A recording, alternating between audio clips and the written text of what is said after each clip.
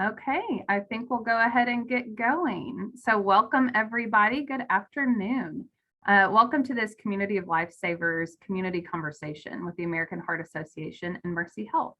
My name is Leanne Balaguer. I'm Director of Community Health at Mercy Health Lourdes Hospital, and I will be the host and moderator for you all today. So really, why are we doing this? This is a big step we're doing in recognition of National CPR and AED Awareness Week this week. It happens every June. So in this conversation, we're specifically going to be talking about all things CPR. So first, we have here to present a few CPR and AED facts prior to this conversation. We have Tracy Monks, the Community Impact Director with the American Heart Association in Louisville. So Tracy, take it away. Well, thank you, Leanne. Hello, everyone, and thank you for joining us today. We're happy to have you here for this important discussion. Before we begin, I'd like to share a little bit of background information with you. Many of you likely heard the term chain of survival. When it comes to cardiac events, a strong chain of survival, including CPR and defibrillation, is critical to that chain. When delivering immediate CPR, that can actually double or even triple the person's chance of survival. Defibrillation, often administered with an AED, which is an automatic external defibrillator, which sends a current through your heart, and it goes through certain cardiac events. Most of us probably are a little bit familiar with CPR through being trained ourselves or seeing it through the media, but not as many of us are familiar with AED and CPR and how it's evolved over the last few years. That's why this conversation is really important today. Before we get started with our conversation, we'd like to also share with you a short video that teaches you how to perform what we call hands-only CPR. And this is one of the ways that it's evolved throughout the years. So this type of CPR is recommended in most cases anytime there's a cardiac event. So sit back and watch our short little video. If you see a teen or adult suddenly collapse, it is important to act fast. Helping to save a life is easier than you might think. Just start hands-only CPR. The first step is to ask someone to call 911 and to get an AED, or call 911 yourself and put your phone on speaker mode so the operator can assist you. Then get directly over the victim. Put the heel of one hand in the center of the chest and put your other hand on top of the first. Then push hard and fast in the center of the chest until help arrives. It's important to push giving 100 to 120 compressions per minute, which is about the same tempo as the song Staying Alive, or the rate of music you're listening to right now. Let's hope you never have to use hands-only CPR, but know that CPR combined with using an AED provides the best chance of saving a life. If possible, use an AED every time you provide CPR. Again, if you see a teen or adult suddenly collapse, don't be afraid to start hands-only CPR. Remember, call 911 and ask someone to get an AED, then push hard and fast in the center of the chest until the AED and help arrives. Your actions can help save a life.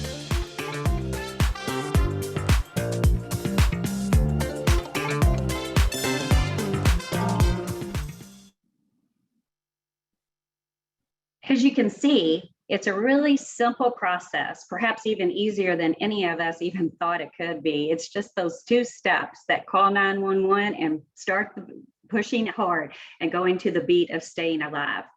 And once you learn how to administer this, you could even save someone's life. So it's a real easy process. So I'm going to turn it back to Leanne right now for our important discussion for our physicians and our survivors. Thank you, Tracy. That was great.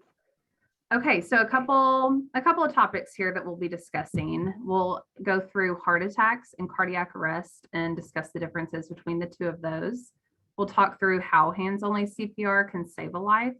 We'll answer some common questions and misconceptions around CPR, talk about how effective hands-only CPR is specifically, and a few more things. But first, just a couple of housekeeping items here as we begin this conversation. So you'll see a chat option at the bottom of the screen.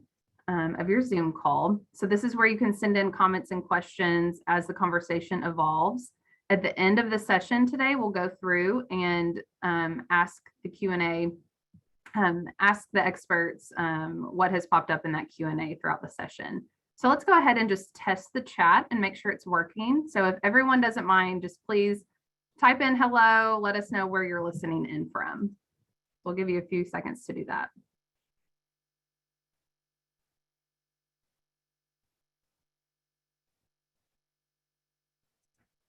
Great, it seems to be working.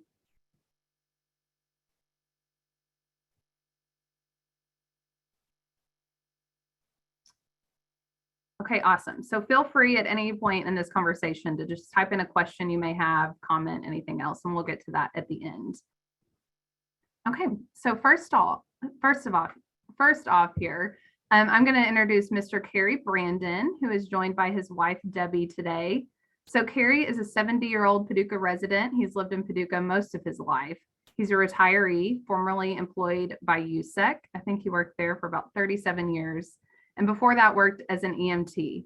He enjoys woodworking, boating, and fishing in his spare time. And he is a survivor. So CPR actually saved his life about 2 years ago at the age 68. So his wife, Debbie, was there when this CPR life-saving incident took place. So she can provide an additional little bit of insight into how that situation unfolded. So we'll kick it over to them and let Mr. and Ms. Brandon talk about their experiences. So Carrie and Debbie, are you all able to unmute and join us for a minute? We are. We are. Awesome. Welcome. Okay, so we'll start with the first question to you, Mr. Brandon. So as someone who has experienced the life-saving effects of CPR firsthand, can you kind of just tell us the story of how that happened and how CPR played a part in that? The 13th of this month in 2019, my wife and I and two couples of our neighbors decided to go to Eddy Creek Marina to eat lunch, eat supper, and to look at a motorhome they had there for sale. And on the way, I was driving my boat, pontoon, and I leaned forward and fell over on my back. And from that point on, I literally don't remember the days before, the days after. So I'm going on hearsay, what I've been told. But one of the couples that was with us, the wife was a retired RN from Paducah, and she immediately started CPR. I mean, I just hit the floor, and so within seconds, I've got CPR going on.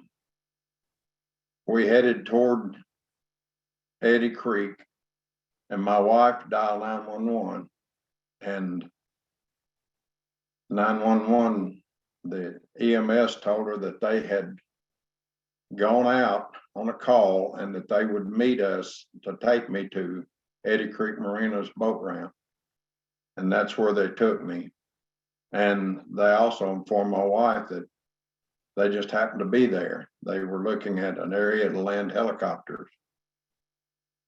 And so I was literally 4 minutes and 20 seconds from the initial cardiac arrest till I was getting a defibrillator or what's it?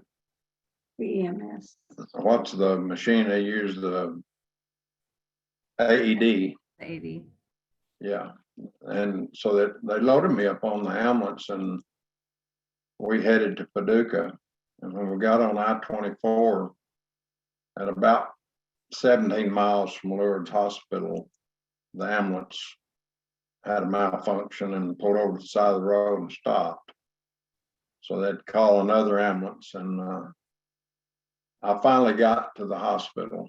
And once there, I apparently had another cardiac arrest. And I don't know the exact sequence of events, but they put me into an induced, I don't know if it's a coma or a cold state to cool my body down.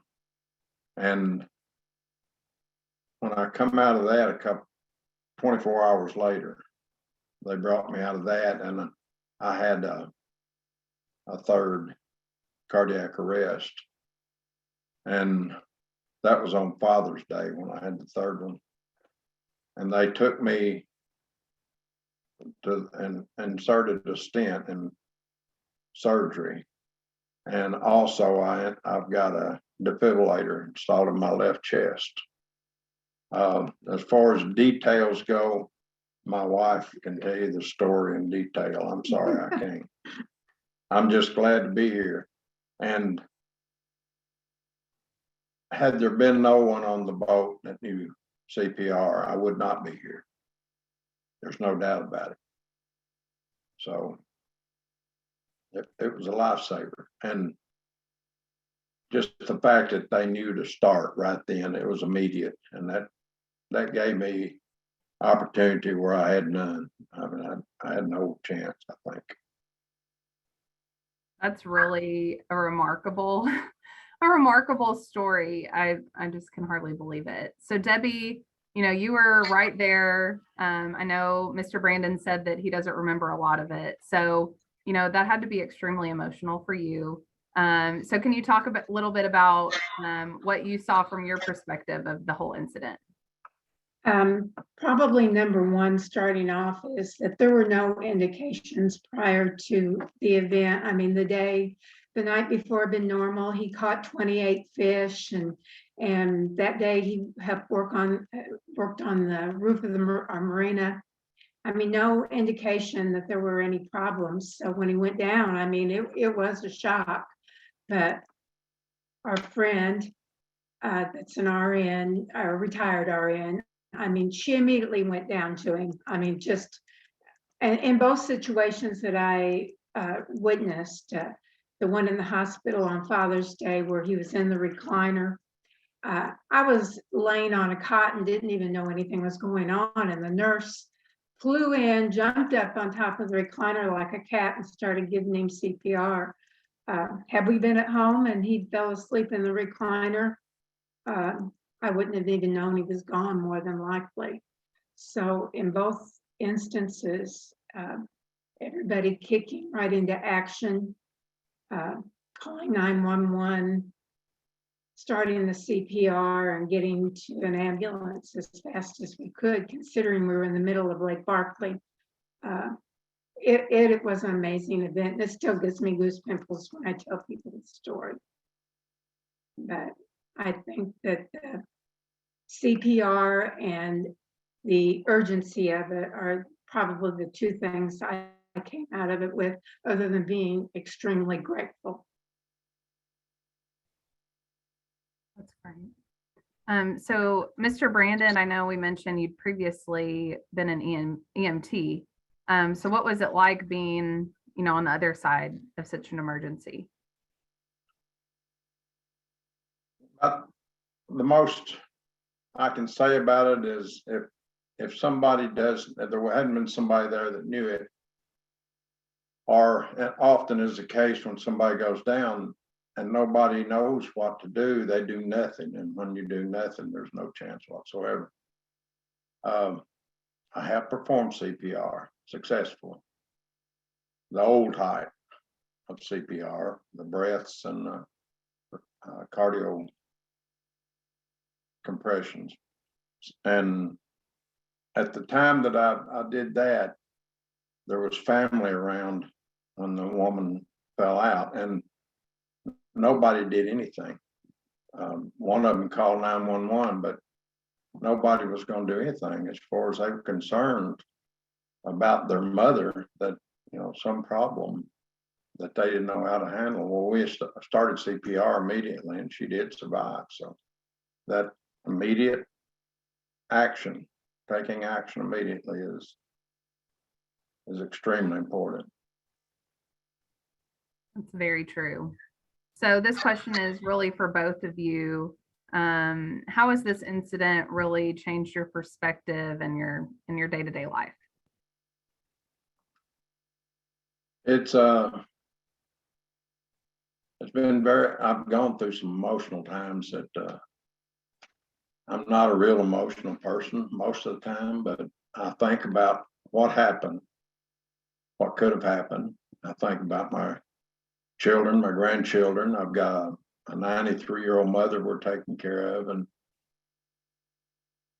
I just think how important it is for me to be here right now, to me and to them. And I know you're going to go through some depression and different things after this, because your mind is working overtime trying to think about everything that's happened. And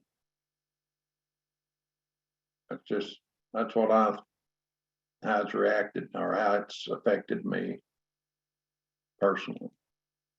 My first reaction was to book a trip to Alaska.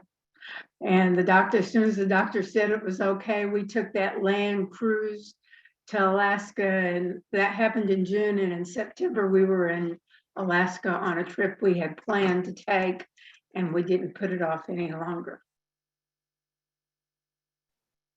That's awesome. Well, before we let you guys go, is there anything else you want to add, or?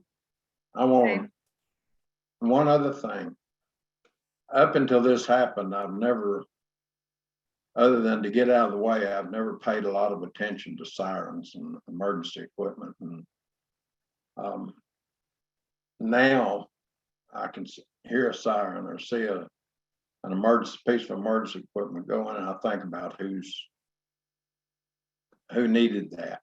And our Who received EMTs were wonderful. They Yes. were wonderful. I can't say enough about how they handled us that evening, talking to me, and they came back the next day to check on us. And we went to see him when Carrie was released from the hospital, and we all of us cried. It was quite emotional.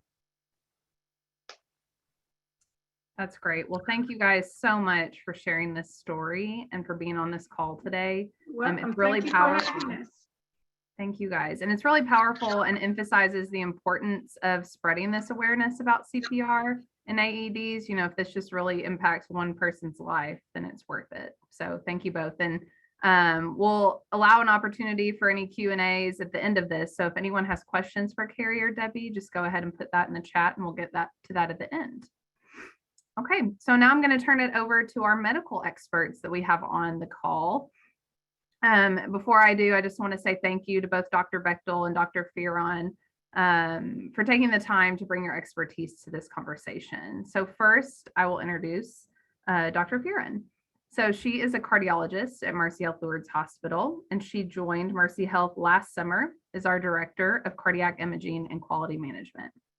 She is board certified in cardiology and specializes in general, non-invasive cardiology consultation, cardiac imaging, and preventative cardiology. She received her medical degree from the University of the West Indies. She completed her postdoctoral training with an internship and residency in internal medicine and a fellowship in cardiovascular diseases at Lenox Hill Hospital in New York.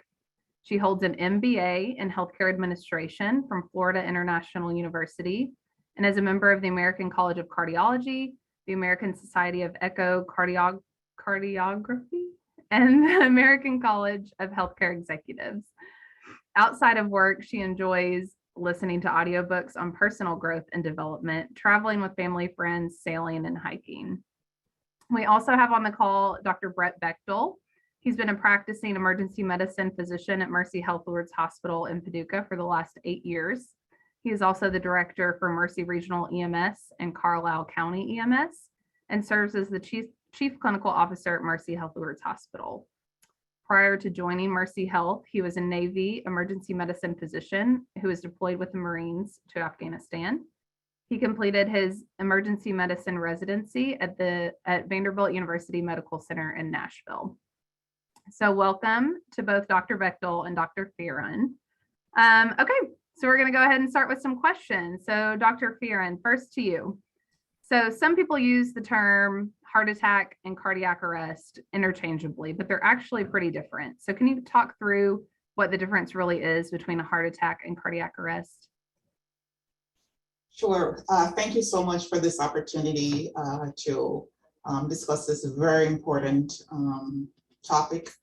We know that cardiac disease is the #1 cause of death in the US, and CPR, as we just saw in, our survivor, is just one of those important things that we really need to be talking more about. So this is a fantastic opportunity.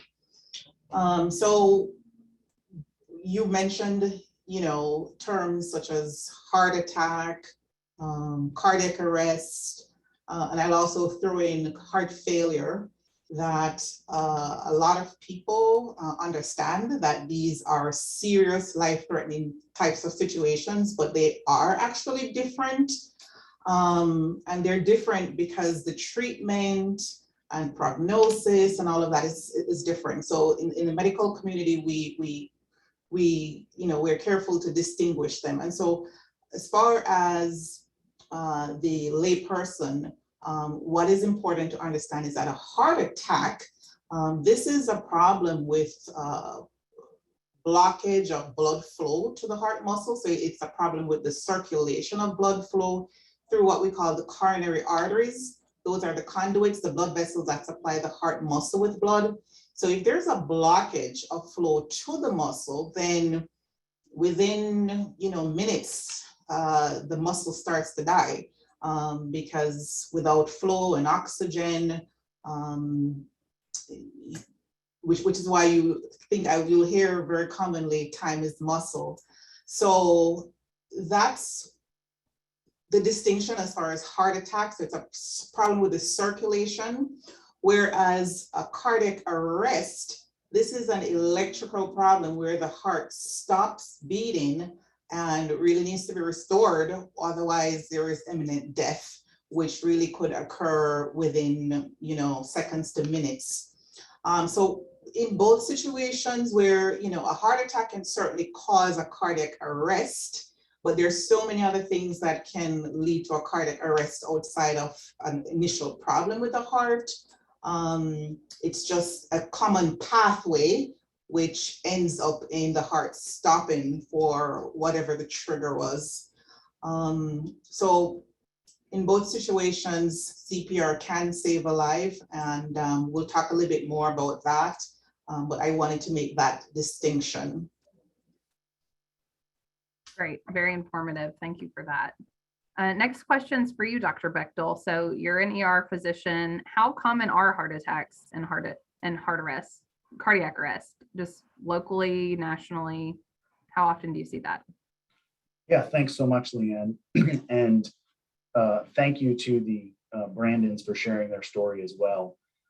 So what I'd say is that approximately every 40 seconds, someone in the United States would have a heart attack. That's something we see happen. In 2019, any mention of cardiac arrest mortality in the United States was up to 370,000 cases. So a lot of different cases of cardiac arrest. Realistically, where does it occur? It happens mostly at home or residence, about 3/4 of the time. In public settings, about 15%, and in nursing homes, about 10%. So realistically, you're going to run into this like the Brandons did, just in your normal house setting or out and about, and that's where we see this occur. If you have a cardiac arrest and it's EMS treated and non-traumatic, there's probably about a 9% chance of survival. But if there's bystander witness CPR with arrest, your chances quadruple in chance of survival.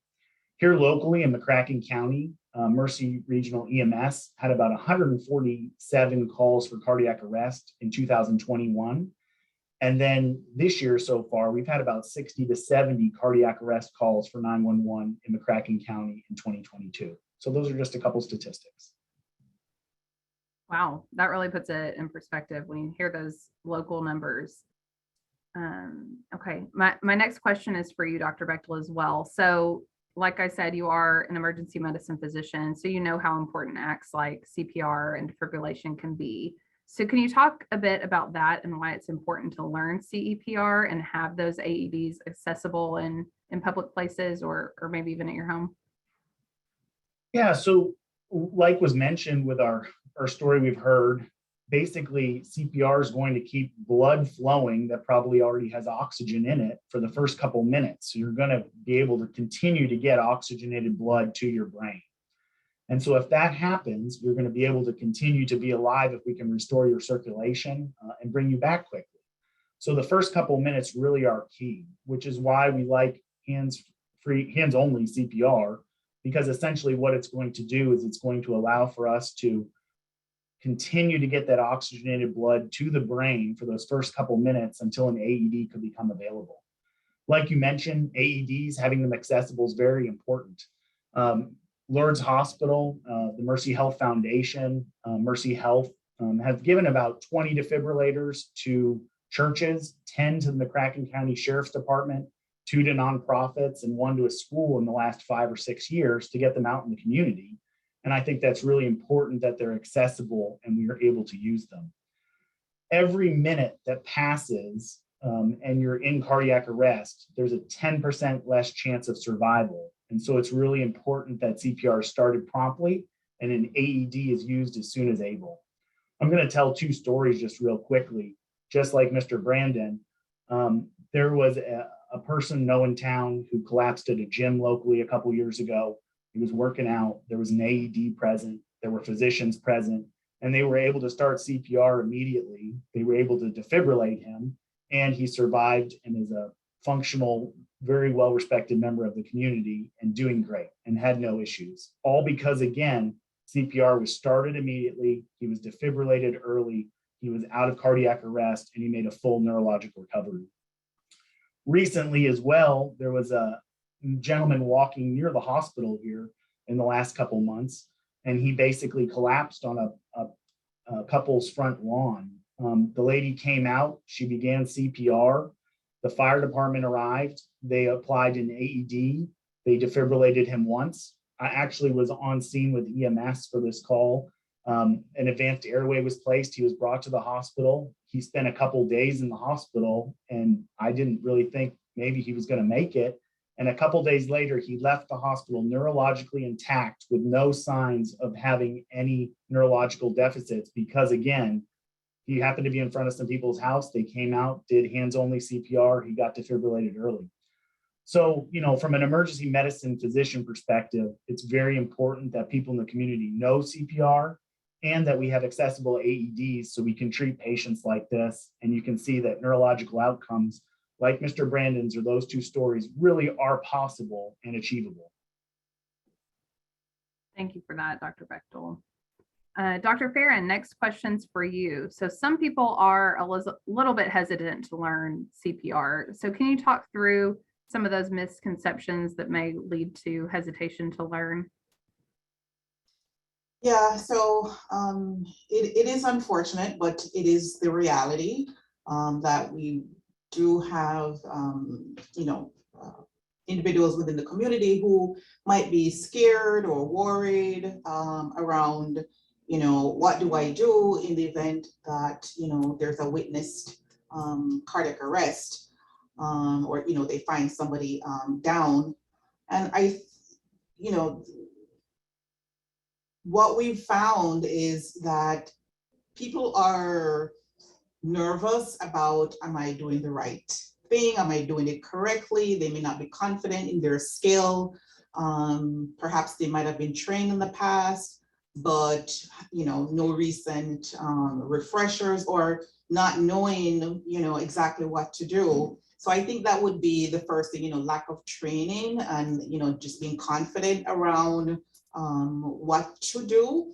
And this is why this conversation is so important. The video that you showed at the top of the conversation, Tracy, is, it says pictures are worth 1,000 words. And, hopefully we'll talk a little bit about access to, getting training at the end of this conversation. So that's one big one, lack of training. I also individuals are worried about themselves causing injury to the victim.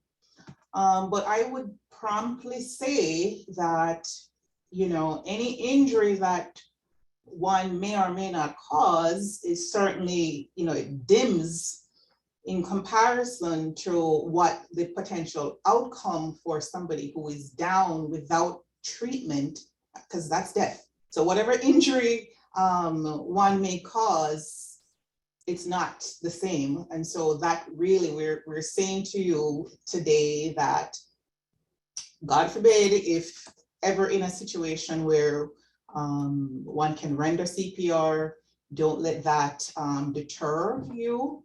Another big one would be people are afraid of, catching a disease or something contagious. And this is primarily in patients, in situations where, conventional CPR is used. So that's CPR with breaths, or, if there was any sort of trauma and there is blood on the scene. But, being able to save somebody's life, trumps any sort of situation like that. And as we talked about, hands-only CPR, where we eliminate the breath in certain populations, would lessen that fear. And I think also there's that fear of, litigation. Unfortunately, we are in a society where there's a lot of lawsuits, and people might be fearful that, if I step in and something happens, I may get sued. But again, to reiterate that there are laws that protect lay responders, bystanders, who in good faith, perform CPR. So really that should not be too much of a worry. And then lastly, I would say unfortunately, there are some gender differences where we know that females, compared to our male counterparts, have CPR by bystanders perform less because of the thought that I have to expose the female. Is there inappropriate touch? Again, these are situations, or these are things that somebody might be thinking about, but ultimately the larger thought really should be, I could potentially save this patient's life. Very true. Very true. The benefits are well worth the risks. Correct. In those situations. So you touched on this a little bit, but can you talk a little bit more about hands-only CPR versus traditional CPR? Is it as effective? Are there situations where you prefer one over the other? So as Dr. Bechtel said just now, the whole idea here is to maintain circulation, maintain the flow of oxygenated blood, until a medical personnel can get to the patient. Studies have shown that in a hands-only CPR situation, so that is CPR without breaths, it is effective at reducing, long-term complications related to a cardiac arrest state where there's poor oxygenation to major organs, the brain, the lungs, the kidneys. So yes, so that without a doubt, within those first few minutes, it is effective, without a doubt, effective at preventing these complications. Now, I would say that there are special considerations when we talk about hands-only CPR. So to clarify, the patients or the individuals who the American Heart Association recommends that, hands-only CPR should be performed in, these are adults that, if one witnesses somebody pass out, go down, so it's a witnessed event, then those adults would be somebody you would perform hands-only CPR on, as opposed to children, infants. Now, as well as drowning victims or patients who have witnessed breathing problems that have caused them to pass out and have a cardiac arrest. And additionally, if a patient is found unresponsive, so now we don't know how long the patient has been down, then in those cases, conventional CPR as opposed to hands-only CPR would be more beneficial. But absolutely, in an adult with a witnessed cardiac arrest, hands-only CPR, get those high-level compressions, center of the chest, as the video detailed, that's going to potentially save somebody's life. Those first few minutes are key. Great. So back to you, Dr. Bechtel. In the event of an emergency, this is CPR and AED Awareness Week. So how do we know if someone needs hands-only CPR or traditional CPR, or if an AED should be administered? Yeah, so I agree with everything Dr. Fearon said. It's one of those things where people are scared to do CPR.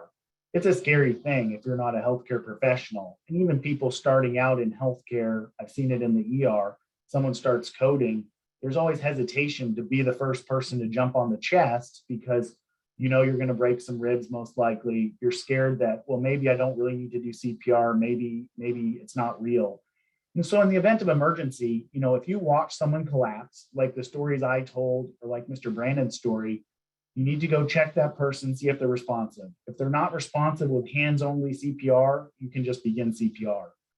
Trying to check for a pulse can lead to delays and false feeling of a pulse. And so in my experience, overall, people who get CPR, if they don't really need CPR, they're going to stop you or show signs of life. That's not something you should really be scared of. And I think that's important to know, that beginning that CPR and not waiting an extra minute or two really can make the difference.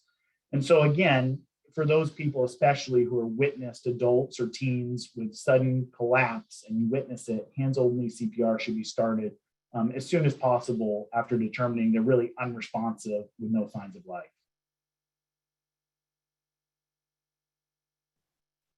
Great. So another one for you, Dr. Bechtel. What is the most important part of hands-only CPR? And are there any tricks or tips that you can do to make sure you're doing it correctly? Sure. And let me just make one more comment on AEDs, because I think that really is another part of it. How do we know that AED is needed? The key is, as soon as an AED is available, apply the AED. The AED is going to give you foolproof directions. The hardest part in an AED is just remembering to turn it on and putting the pads on, and then it tells you what to do. So if you're a lay person out there and you started hands-only CPR and someone brings an AED, you turn that on and you apply the pads, and it's going to walk you through the steps of what to do. And that's how you know if the person needs to be shocked or not. The machine is going to determine it for you. As far as the most important parts of hands-only CPR, it's pretty straightforward. You're going to interlock your hands. You're going to go to about the middle of the breastbone, and you're going to push hard and fast. Again, thinking about that song in that video. It's a really short video the AHA puts out, but it's a really good and simple video. I like simple things as a physician. Make it easy, because when you put someone in a stressful situation like needing to do CPR, you just want to revert back to what's really easy. So the other things that they don't really mention in the video are just pushing hard and fast. You want to go about 2 inches deep when you're doing compressions. Most likely you are going to break the breastbone or the ribs. They've done studies dating back for decades and showed that at least a third of cases will likely result in some injury. But there's probably a 0% chance of survival for that person if they're in cardiac arrest. So it's not something you should really be scared of. You should realize you're doing it to help the patient and giving them the best chance at survival. So again, try and do CPR hard and fast, 2-inch compressions, and do it until you're too tired. If someone else is there with you, they should have already called 911 or gotten to get an AED or get help for you. But if someone else is there and can help you, you want to rotate about every 2 minutes, so that way you don't tire out, because when doing CPR appropriately, you will get tired. That's really useful information. Thank you. Back to you, Dr. Fearon. So if someone would like to get trained in CPR or like any other cardiac type health or wellness information, what type of resources are available to them? Mhm. So the good news is that there are tons of resources available.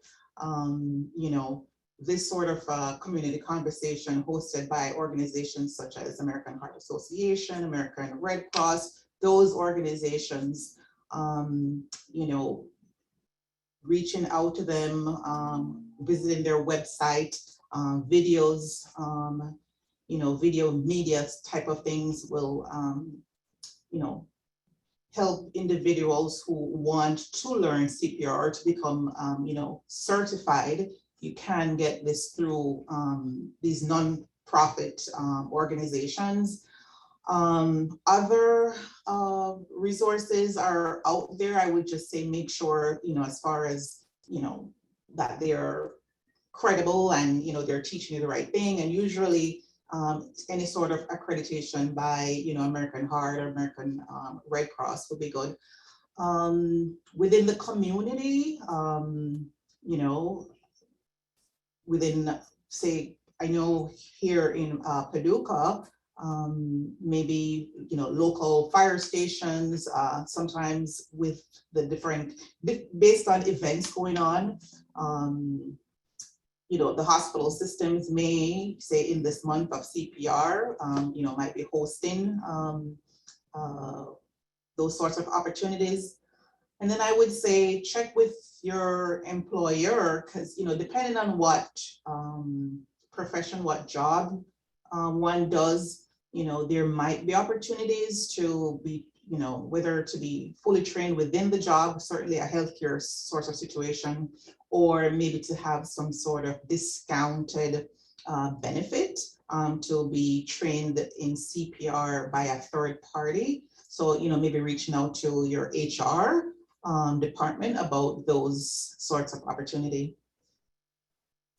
Great. And I know one positive in light of the COVID situation is a lot of these trainings are available virtually. I know the American Heart Association offers them. So that is, you know, something good. You don't have to plan travel and everything else. It's a lot of quick trainings and quick tips. So that's great. All right. Well, thank you, Dr. Farron. Okay, so we are going to go to our Q&A portion of the day. So I have at least one question so far in the chat. So we'll start with that. And this one's for Mr. Brandon. So Mr. Brandon, did this incident cause you to be better prepared, or do you have access to an AED in case something like this happens again? We purchased 3 AEDs that placed one in our community building here at our condos. We placed 2 at church in 2 different locations.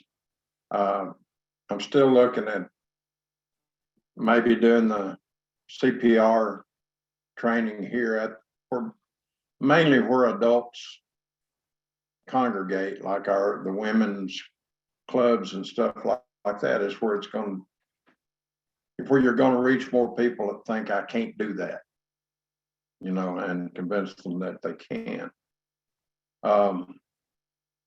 Yes, I'm aware of AEDs everywhere I go. I look for them. I'm the one. You have the defibrillator. Yeah, I have a defibrillator. I don't know how that feels. I do have a friend that had a problem shortly after mine, and his story is identical. And other than a boat, he was in church. But his went off at the airport in Nashville not long ago, and he didn't have a heart problem. It was just a defibrillator malfunction. But Didn't have one of those. no, I haven't had any problems. I'm gonna have to have the battery changed in about 7 years. So it gives you a feeling of security a little bit.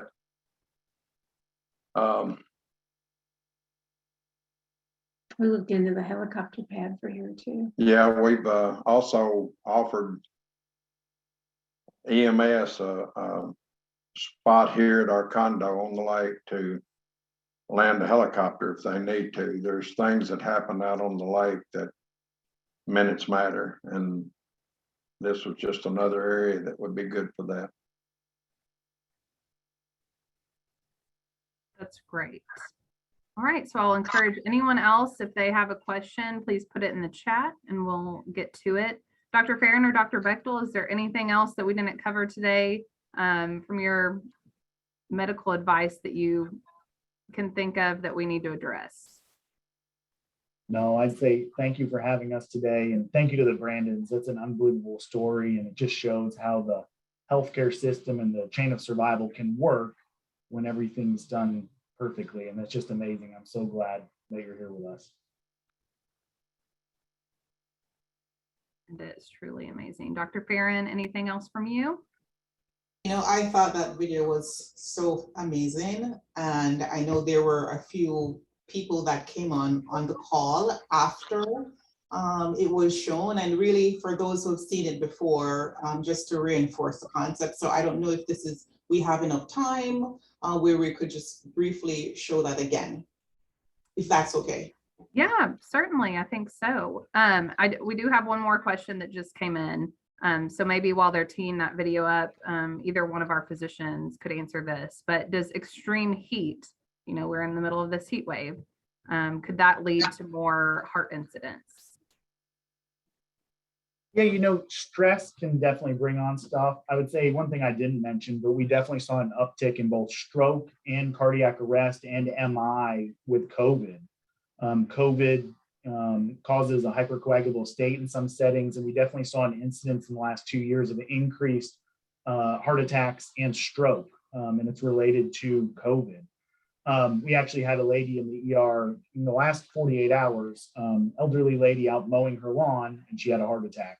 And she came in, went straight to the cath lab from the ER. She didn't go into cardiac arrest, but she got a heart stent. And so, sometimes when you're exerting yourself with heat, yes, I do tend to see more people come into the ER when they're exerting themselves under stressful situations like that, just because it is more exertion on the heart and it causes the heart to have to do more. Yeah.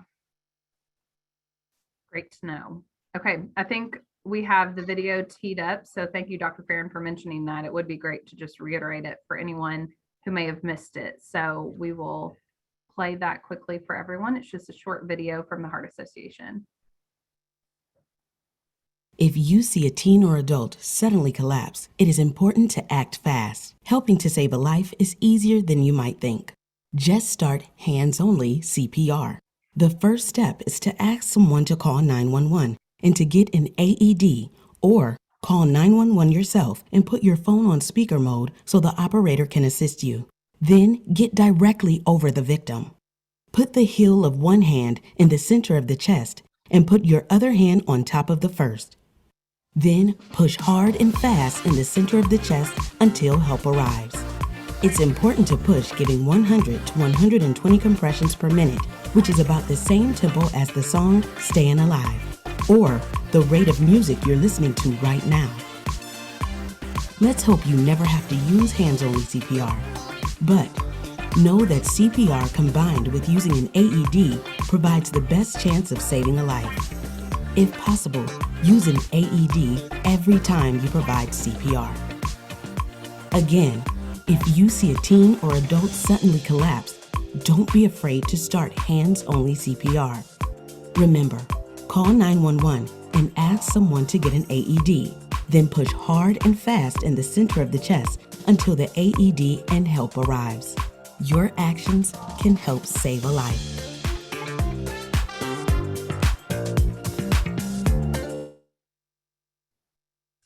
Great. Okay, we have one final question for one of our physicians here in the chat. So whichever one of you would like to take this, but can one of you please explain what an AED, how it actually works, and how important it is to be used properly? Whichever one would like to chime in. Sure. So an AED stands for an automatic external defibrillator. So basically what we're doing is we're putting two different pads, sometimes on the front and the back, or on the right upper chest, left lower chest. And basically what we're doing is we're trying to stop ventricular fibrillation or ventricular tachycardia, a shockable rhythm. When the heart goes out of rhythm, the blood doesn't pump and get to your body, so you're going to die. And so what we do is we basically defibrillate the heart, we stop it completely, and we allow the electrical system to reset, like Dr. Fearon mentioned at the beginning. If the heart electrical system is not working properly, you're going to go into cardiac arrest and die from either ventricular fibrillation or ventricular tachycardia. So basically, if you're in one of those shockable rhythms, CPR is going to continue to buy us time, but we need the electrical shock or current to stop that abnormal heart rhythm so the heart can restart and beat correctly and have the right squeeze and pump to get blood to your body and your brain. Great. Thank you, Dr. Bechtel. Well, in closing, I'd just like to thank each of our panelists again today for being with us, our medical professionals, Dr. Fearon and Dr. Bechtel. Thank you so much for taking time out of your day to participate in this. We want to give a big shout out to all of the healthcare teams across our region for their dedication and focus to the health of our communities. It's really inspiring and we appreciate your tireless work and dedication. I especially want to thank the Brandons too for sharing that story. I know that must be extremely emotional for you guys to have to relive and retell, but just know that amazing story of survival is helping spread the importance of CPR. And so you guys are doing great mission work and spreading that message. So thank you very much for sharing your story. And last but not least, thank you to everyone who attended today, took time out of their day to listen to this presentation. So we thank you. And one quick note before we leave, the American Heart Association and Mercy Health are hosting the 2022 West Kentucky Heart Walk on Thursday, September 29th at Noble Park in Paducah at 4:00 p.m. And we'd love for you to come out and join us. We will send an email link to register for the Heart Walk at the end of this event, as well as a list of resources to everyone who attended today. So we look forward to continuing this conversation and plan for future events. And your feedback is always welcomed and appreciated. So thank you all again and be well.